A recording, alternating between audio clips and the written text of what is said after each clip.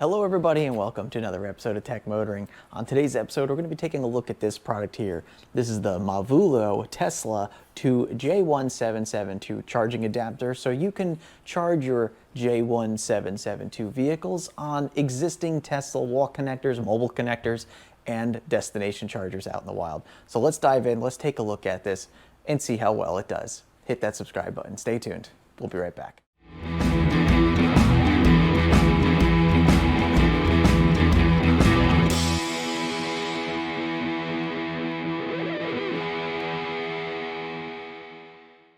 All right, everybody, welcome back. So Mavulo has reached out to me and asked me to review this adapter for them. So this is just a Tesla to J1772 adapter. Like the other ones that I've reviewed on this channel, I like doing these adapters to see how they stand out amongst the other ones that I've reviewed. So we're gonna go ahead and take a look at this adapter here today and see how well this works. Now, once again, Tesla to J1772, so this will work for your Tesla mobile connectors, your wall connectors, and even destination chargers out in the wild, like at hotels or whatever.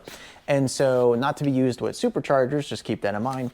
And so this is a pretty cool adapter. So let's go over all the specifics of the adapter. We got the box here.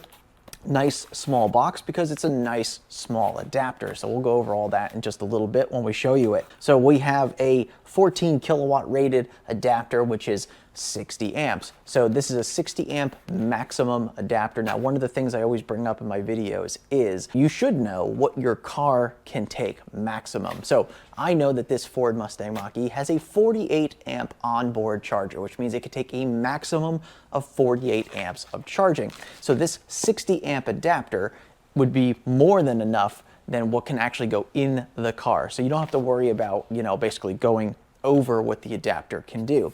Now, let's say that you have a car that can accept 80 amps, right? Like, a Ford Lightning, Cadillac Lyriq, something like that, that can accept 80 amps of charging, and you just so happen to come across an 80 amp charger in the public, well, then this adapter may not be the right one for you because it's only rated for 60 amps.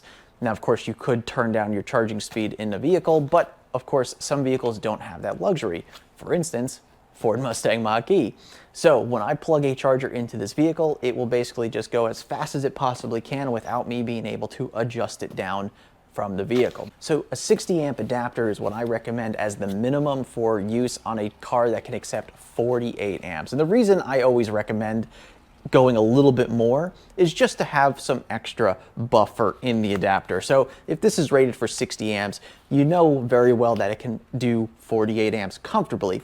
Whereas if this was a 48 amp adapter, then you know you're maxing out what the adapter is capable of, and therefore you're probably going to wear out the components of the adapter quicker than if you get something that's a little bit more sturdy like a 60 amp adapter. So I do like seeing this adapter at 60 amps, especially if you're going to be using it on a 48 amp vehicle. Of course, if your vehicle takes more than 48 amps, you can always look for a higher adapter, like let's say an 80 amp adapter. They make plenty of those out there on the market as well, and those are always good to keep in your car just in case you come across a higher amperage charger in the wild and you happen to have a higher amperage vehicle. But anyway, 14 kilowatts, 60 amp max, like I was saying before. Obviously 240 volts is typical level 2. It has an IP rating of 55.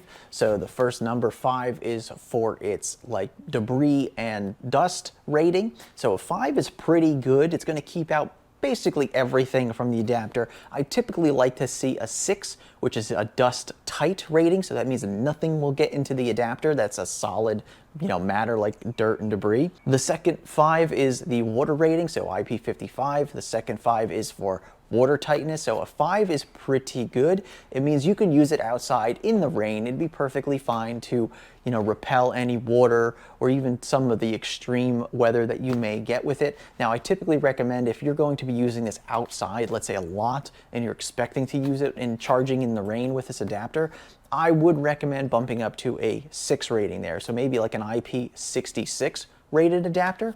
I think that's always a little bit better and a little bit safer to be using if you're going to be using this outside. Now, let's say this is something you're just going to keep in your car and use occasionally. This is a perfectly fine rating for that. And the temperature rating is pretty standard, negative 22 degrees Fahrenheit to 122 degrees Fahrenheit.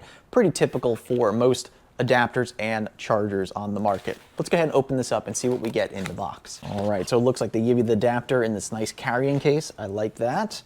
And let's just dive into the bottom of the box real quick here. And we see just a quick instruction manual here for the adapter. These are always nice to have just in case you're want to reference this in the future, because you're probably not going to keep the box on you. You could just reference the IP rating or the max amperage, something like that. It has all the typical information as to make sure you plug the handle from the Tesla side into the adapter first before plugging it into the car. Make sure you wait some time before you just click and then click into the car. So it gives you basically the general stuff as how to do this. It also has the warning to not use this on superchargers and only use this on level 1, level 2 Tesla chargers. So pretty standard, really nothing special with that, but always good to see that. And you could keep this in the little baggie with the actual adapter, which we see right here. So this nice little, like a felt, I guess, bag here that this charger adapter sits in. And I always like these bags because here's the reason why. A lot of times these adapters get thrown into your car and they get thrown around, they roll around, they bounce off interior pieces. It's always good to protect these adapters because the less that they're being thrown around, the less they could potentially get damaged. And we're going to go into some of the safety aspects of this adapter in a little bit to kind of show you why it's really important to have your adapter protected as well. So let's go ahead and take this out of the bag here and we'll get to see the adapter up close. And there we are. So once again, the Mavulo Tesla to J1772 adapter, really nice adapter, has this really interesting design to it. Very grippy texture because of the ridges that they put into this adapter, very interesting. So because this is a smaller adapter, it doesn't have like a standard grip on it like you would get with most handles or adapters. And so they kind of put this little ridge texture to it. So this way it's a little bit more comfortable to grab and hold, especially if you have gloves on. If it's like the winter time, you're really trying to grab this thing from out of your car or plug it into your car. You want to have some grip on the adapter. The Tesla end, as we can see here, looks pretty good. The pins look pretty sturdy. I always like to do this test on the middle plastic piece, which is the guide for the Tesla handle as it goes into the adapter. You want to make sure that this guide piece is nice and sturdy and doesn't bend at all, because that's what guides the handle onto these pins, and you don't want to bend any pins when you're putting the handle there. So the guide feels pretty good. I like that. They actually do put right here on the adapter, which is really nice, the rating, so 14 kilowatt maximum and 60 amps, really nice, and also the voltage 120 to 240 volts. Nice to see that right on the adapter so you can reference the adapter. On this side, the J1772 side, so this is the side that plugs into your vehicle, this is really nice. It does have an O-ring on the inside to keep it just a little bit more waterproof. And these receiving pins seem pretty good. We'll go ahead and plug this in the car in just a little bit to see how well it fits in the vehicle. Now, the other thing I do see here is that there are 2 exposed screws on the inside of the J1772 side, which is a little bit interesting.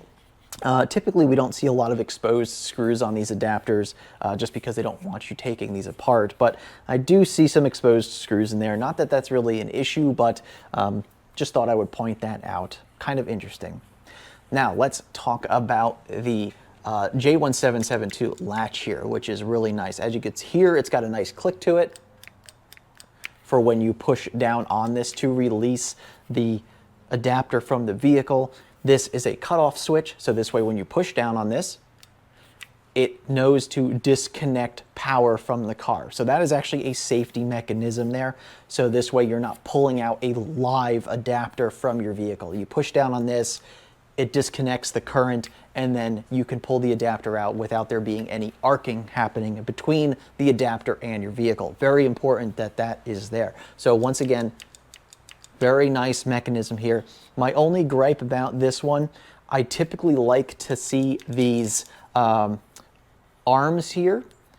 I usually like to see these arms underneath part of the adapter plastic. And the reason I say that is because there's one little pin in the middle here that holds this thing to the adapter.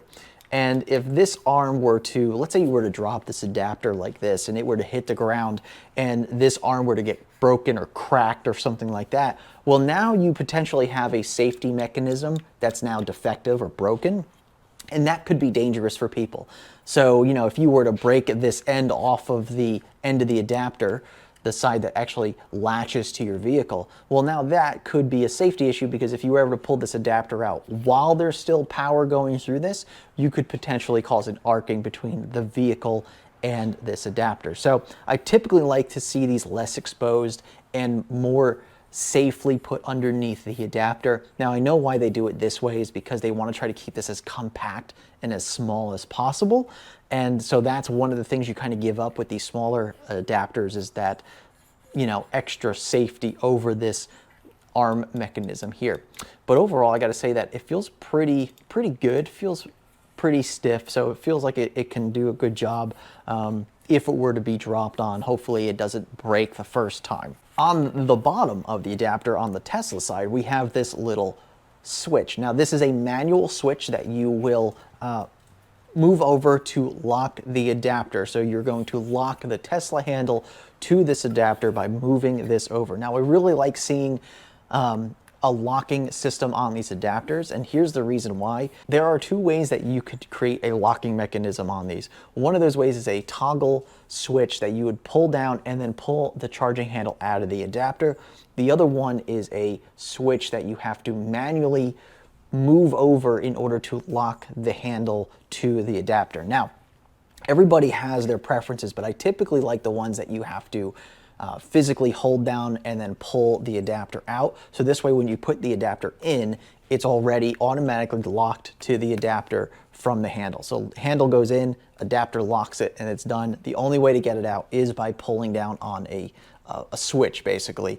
And that does not exist here. So what we have here is a manual locking mechanism, and we're going to test this when we get the Tesla handle. We're going to plug it in here, and we're going to see how well it holds it with and without this locking mechanism, because once again, the last thing you want is somebody to come by the car and yank the handle out, and then you can cause an arc between the adapter and the charging handle. So we want to make sure that that is also very safe. So let's go ahead and grab the Tesla handle here.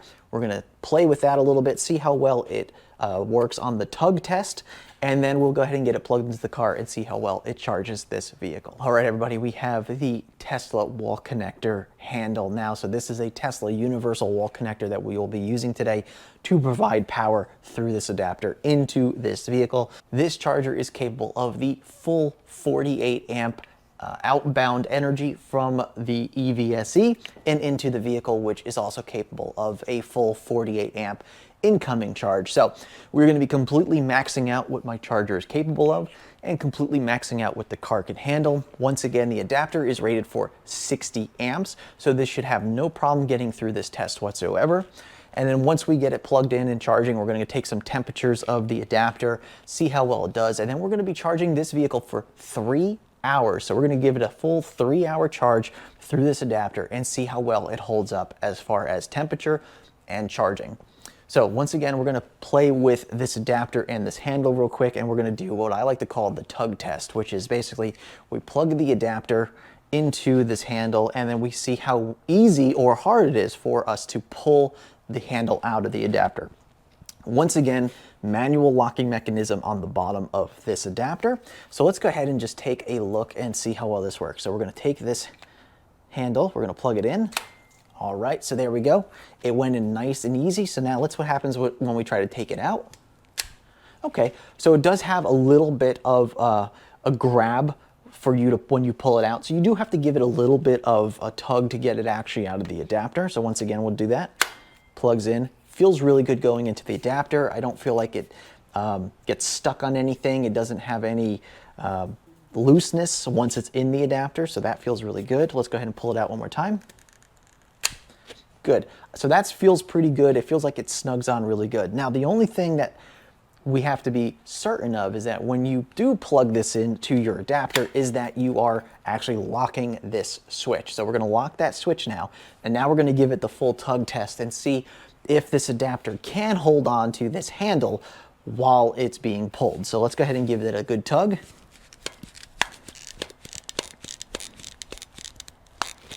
All right, good. really, really good. So it did not come off the handle whatsoever. I tugged on it many, many times. It was not coming off of this adapter or this handle at all. So let's go ahead and unlock it. Once again, we're gonna pull it out. Good. Feels really good. Now the only thing is that you have to remember that when you plug this handle into the adapter, that you have to slide this locking mechanism. And the reason that that's important is because you don't want somebody to come by and just yank this cable out of this adapter and potentially cause an arc between those two. So the locking mechanism works great, but you do have to remember to lock it.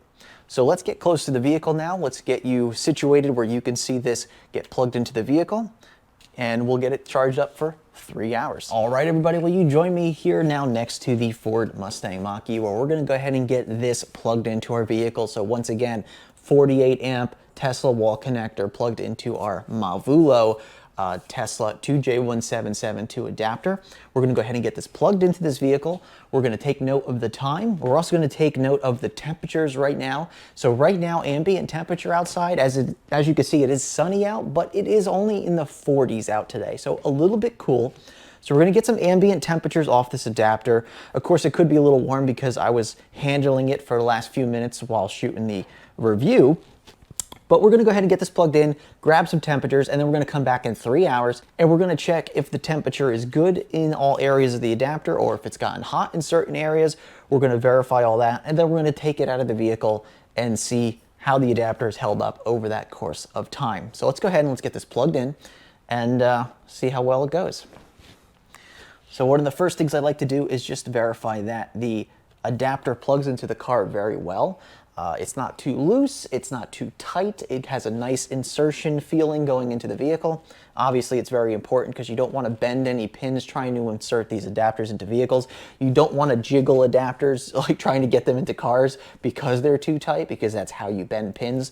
So we're going to go ahead and just going to give this an insert.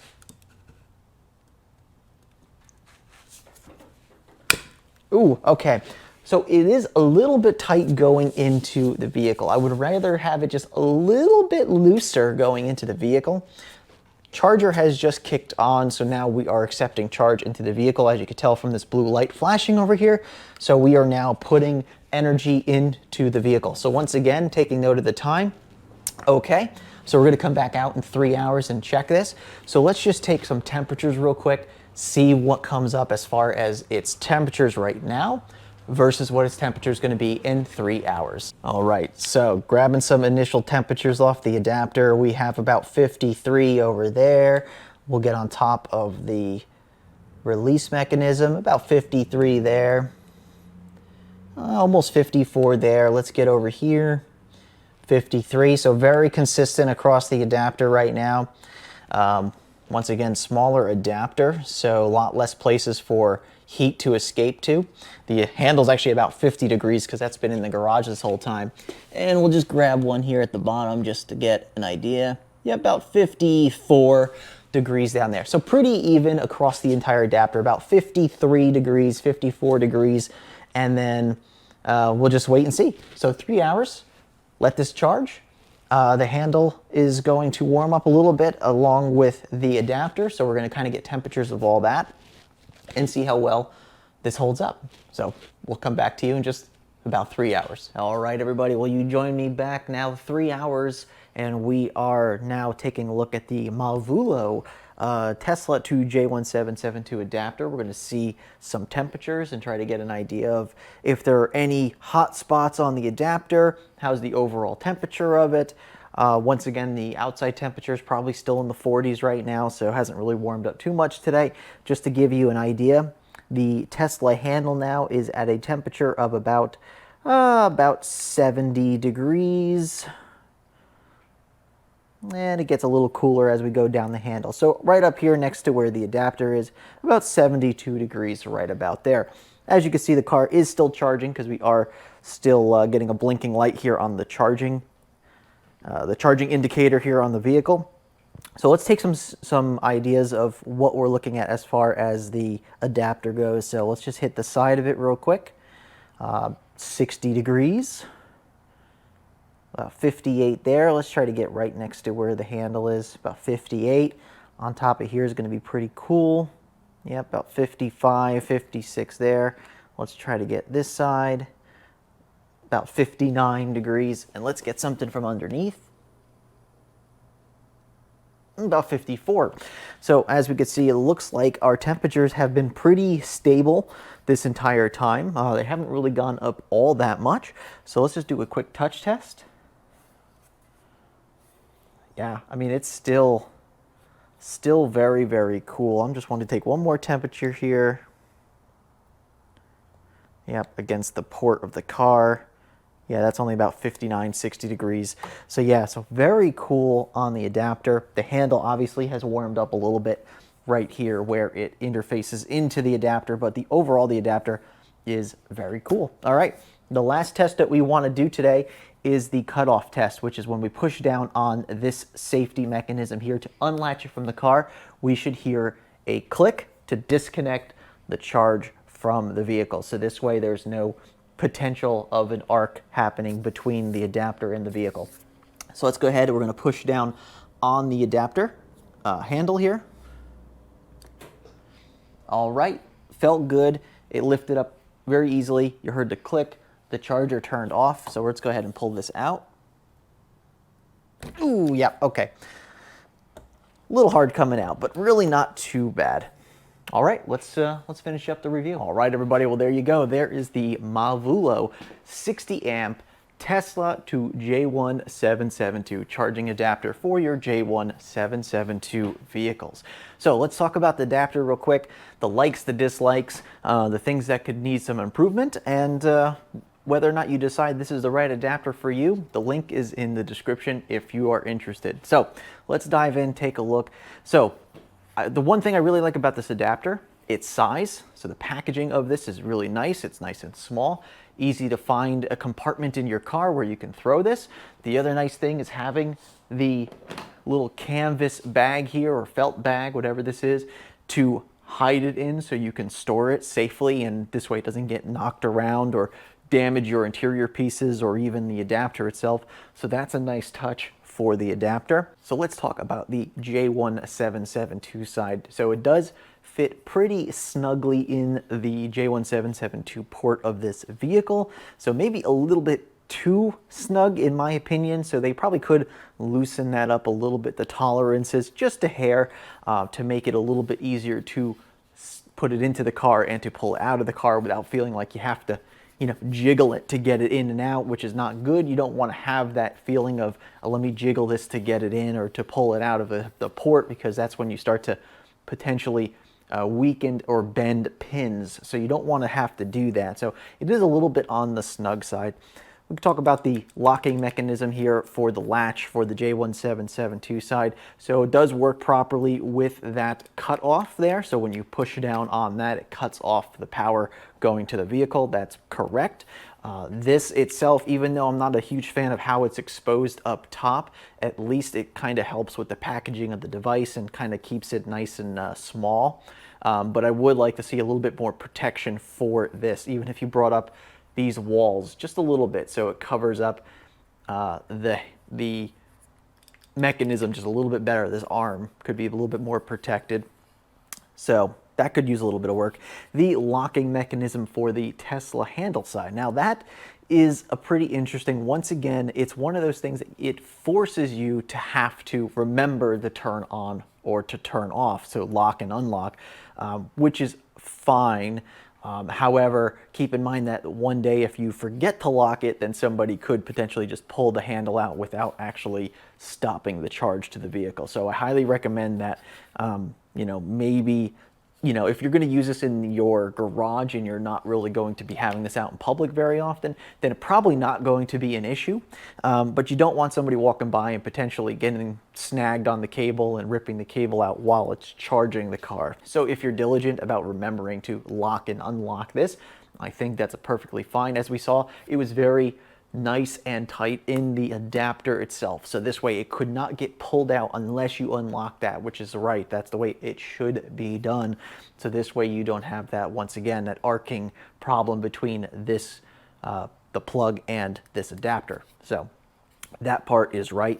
The Tesla side of it, that side of the plug, charging handle went in perfectly fine. It sat in here real good, not really loose at all, felt really, really nice. So overall, I think the adapter is pretty good. I think it's okay. The IP rating could be a little bit better. It is 60 amp capable, which is fine for most vehicles nowadays, so I definitely feel like that's perfectly fine. And if this is the adapter for you, then make sure you take a look at the link down in the description. But other than that, I'd like to thank Mavulo for sending this adapter out to me for review, and I'd like to thank all of you for watching today's episode. Of course, if you want to follow us, you could take a look at all our social medias down in the description below the video, along with our website. Anyway, I'd like to thank you again for watching today's episode, and remember, welcome to the future, and welcome to Tech Motoring. We'll see you soon.